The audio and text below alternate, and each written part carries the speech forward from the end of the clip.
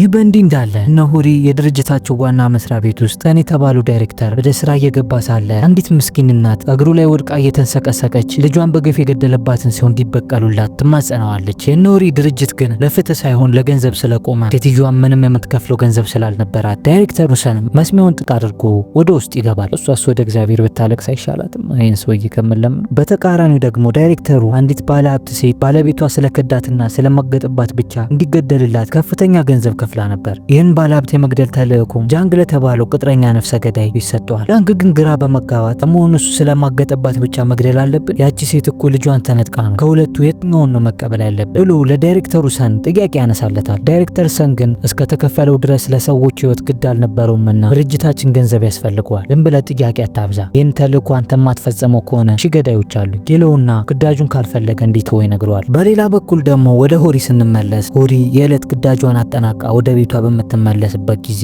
አንድ ውሻ በብርድ ተቆራምዶ አይኗን እያየ ይመለከታት ጀመር። ሁሪ ግን ጭካኔ በደም ስሯ ስለተሰራጨ ችላ ብላ ልታልፈው ነበር። ነገር ግን እሷ ከዓመታት በፊት በብርድ ተቆራምዳ በዛ በበረዶ የወደቀችበት ቅጽበት ትዝ ይላታል።